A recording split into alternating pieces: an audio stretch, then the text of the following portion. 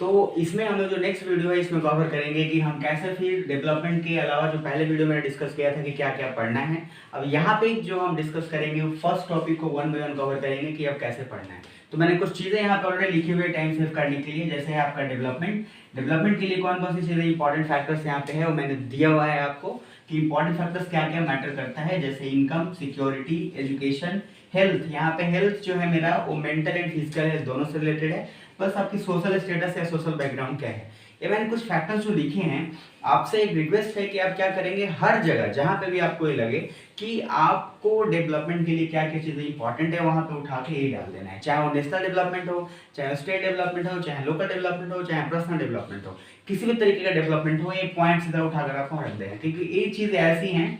जो मैटर करते ही करती हैं डेवलपमेंट के अलावा। मैंने आपको पहली बार बार बोला था कि डेवलपमेंट के लिए सिर्फ इनकम जरूरी नहीं है, सिर्फ इनकम से हम डिसाइड नहीं कर सकते कौन कितना डेवलप है कौन कितना डेवलप नहीं है। उसके अलावा ये सारे फैक्टर्स आप प्लीज इसको माइंड में रख लें। मैं बार बार बोल रहा हूँ, जहाँ कहीं पूछे डेवलपमेंट के लिए क्या इंपॉर्टेंट है, आप सीधा उठाकर यही 5-6 पॉइंट डालेंगे, बस और कुछ नहीं करना है आपको। अब हम इसके अलावा जो टॉपिक कवर करेंगे वो है हमारा नेशनल डेवलपमेंट। अब ऑलरेडी मैंने आपको बता दिया कि नेशनल डेवलपमेंट के लिए भी वही सारी पॉइंट्स आएंगे, बट नेशनल डेवलपमेंट क्या है, तो सिंपल सा बात है, यहाँ पे जो डेवलपमेंट हम बात कर रहे थे इसमें भी हर तरीके का डेवलपमेंट कवर है। यहाँ नेशनल डेवलपमेंट मतलब पर्टिकुलर कंट्री वाइज डेवलपमेंट, कि अमेरिका कितना डेवलप है, इंडिया कितना डेवलप है, रशिया कितना डेवलप है, कंट्री का कंपैरिजन कैसे करेंगे और नेशनल डेवलपमेंट कैसे डिसाइड करते हैं, किस फैक्टर से। तो इसका सबसे पहला फैक्टर डिसाइड करने का होता है आपका इनकम। अब यहाँ पे एक चीज याद रखिएगा, मैं बार बार बोल रहा हूँ, इनकम फैक्टर से डिसाइड जरूर होती है लेकिन सिर्फ इनकम नहीं होता है, याद रखिएगा। तो हम इनकम तो हर किसी एक पर्टिकुलर इंसान का नहीं निकाल सकते, तो इसलिए हम डेवलपमेंट और कंपैरिजन के लिए क्या करते हैं, एवरेज इनकम निकालते हैं और एवरेज इनकम से फिर हम कंपेयर करते हैं, जिसको एवरेज इनकम को हम क्या बोलते हैं, per capita income. Average income को ही पर कैपिटा इनकम बोला जाता है। तो कैसे निकालते हैं एवरेज इनकम, समझिएगा, या पर कैपिटा इनकम। तो एवरेज इनकम निकालने के लिए सिंपल इसका फॉर्मूला होता है total income of the country,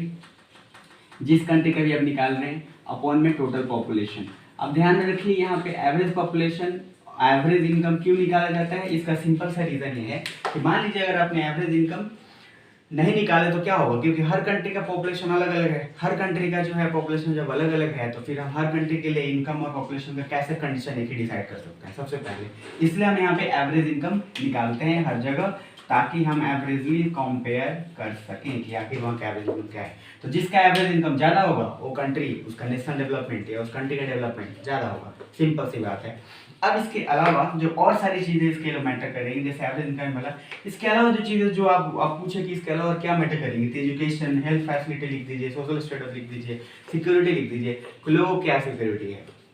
दूसरी चीज़ एक और आपको इंपॉर्टेंट बताना चाहूँगा कि यहाँ पे एवरेज इनकम से भी ये डिसाइड नहीं हो सकता है, एवरेज इनकम में भी थोड़ी सी फॉल्ट है। एवरेज इनकम में क्या फॉल्ट है, मान लीजिए कि वहाँ की कंट्री की एवरेज इनकम बहुत ज़्यादा है लेट से, लेकिन क्या वो एवरेज इनकम सभी लोगों में बराबर के बटा हुआ है। जैसे मान लीजिए उस कंट्री का 1 साल का इनकम, और याद रखिए जो एवरेज इनकम है टोटल इनकम पर ईयर है, एनुअल होता है, पर ईयर दोनों तरफ से होता है। तो अब आप समझिएगा कि मान लीजिए उस कंट्री का 1 साल का आय 1 करोड़ है, लेकिन कुछ लोगों के पास लाख रुपए हैं और कुछ लोगों के पास खाने को भी नहीं है, तो फिर वो कंट्री को हम डेवलप कैसे कर सकते हैं। पहली बात याद रखिएगा, डेवलपमेंट का मीनिंग जब भी बोला जाए या जब भी आप समझे तो होल डेवलपमेंट होता है, किसी एक पर्टिकुलर कम्युनिटी का नहीं, किसी पर्टिकुलर इंसान का नहीं। ऐसा नहीं है कि अगर आप इंडस्ट्रियलिस्ट हैं तो आपका डेवलपमेंट सिर्फ हो जाएगा, गरीब या लेबर को उनको डेवलप नहीं करेंगे, उनका भी डेवलपमेंट होगा तभी कंट्री डेवलप होगा। तो इसलिए याद रखिए कि डेवलपमेंट में सारे लोग आते हैं, सारे जाति, सारे समुदाय, सारे कम्युनिटी, सारे